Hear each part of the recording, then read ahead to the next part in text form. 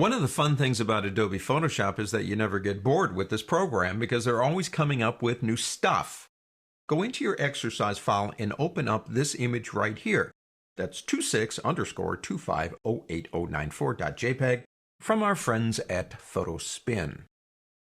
Go up to the word filter and go down to blur. We're going to look at 3 new blur filters: field, iris, tilt. Go ahead and choose any one you want, because once you get here, you get access to all 3 right over here. Let's look at how we can play around with this image using all 3 of these blurs. Let's turn off field blur and let's start with tilt shift. Now tilt shift, I prefer working over here with the heads up display area as opposed to over here. You have an area that's in focus, that's in here. You have a transitional area that goes from here to here, and that takes the focus out of focus to maximum at that point. Same thing on the other side. This little kind of like semicircle right now, if you move it, allows you to increase or decrease the blur. And if we touch actually right on the pin, that's called a pin, you can move it around. Now, if you want to, you can add more than one of these by coming anywhere you want and just clicking. We're going to work with just this one. First thing I'm going to do is come out here and not click, but drag. And it allows me to kind of change or tilt shift, I guess, the blur area. Now, I do want these guys in focus, and I want it to maybe softly go out of focus from that point. So what I need to do here is put this stuff out of focus. So I'm going to grab this line right here, and I'm going to pull it up.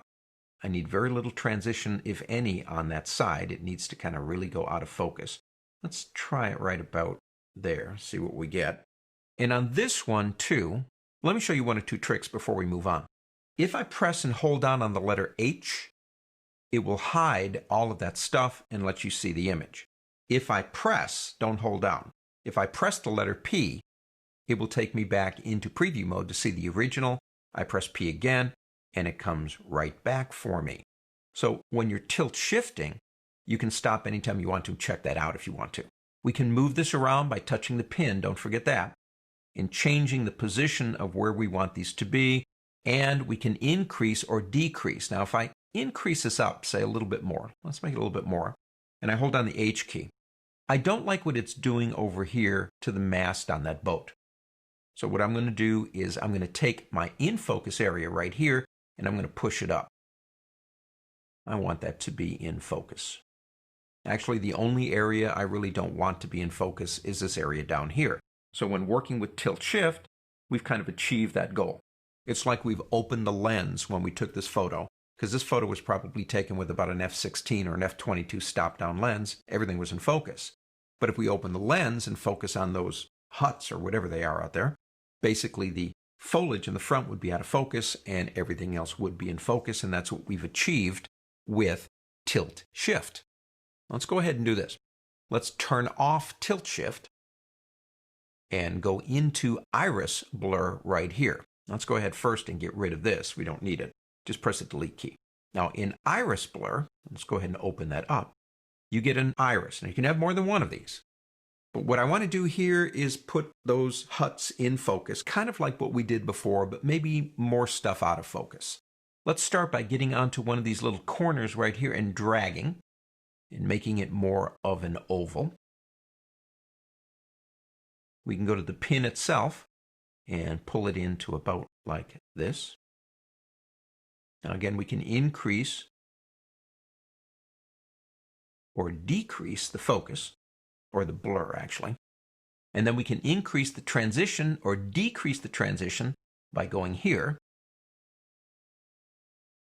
if you hold down the Alt key. You can turn in one of these one at a time. You can control them individually. So we want a little bit more in focus in this direction, so I'll push it that way. I can hold down the H key anytime I want. We need a little bit more over here. I'll hold the Alt key, hold the H key down again. Well, it's not too bad, except I kind of wish that I could bring the boat back into focus, and I'm not sure exactly how I'm going to do that with an oval. So come out here and actually make another pin. Now, if we hold down the H key, that's really all we have to do. It actually worked pretty good. Just putting another round one right there, put that area back in focus, kept this stuff in focus, and put all of this out of focus. Just another way to achieve a more photographic effect. Let's look at the last one. I find this one the most valuable. So let's go ahead and turn off iris, and let's go into field blur. And let's go ahead first off and get rid of this and this one. So I'm just deleting them after I select them. In field blur, all you get really is that. But the cool thing about it is you've got all this control. For example, let me move this one over here. I'm going to take the blur down on this one. Let's take it down to about a 1 or a 2. So in other words, very little blur in this area. And if I move it back out again, it comes into blur. So let's not worry about that yet. Let's add another one about here. And let's take this one to about 3. I'm going to add another one here. And we'll take this one to about maybe 4 or 5. And we'll take one more, say about here. And maybe we'll make that one about 8 or 9. So we're getting, and let me go ahead and press the H key. We're getting these areas slowly going out of focus, going in this direction, but I also want this stuff out of focus. Well, just start adding more. Every time you add one, you're creating a zone that it works in, and we'll just go ahead and use the defaults for now. And we can move these down just a little bit here. Maybe something like that. I like this one. Field blur is kind of fun to work with. And if I press H, you can see what we've done. We've kept the buildings in focus, but slowly going out of focus with distance. And we put all of the foliage out of focus. In photography, that would almost be like we have an open lens and we're focusing more on this area right here and everything else is going out of focus. 3 different blur tools, field blur, iris blur, and tilt shift blur, all designed to help us create really cool photographs. On to the next.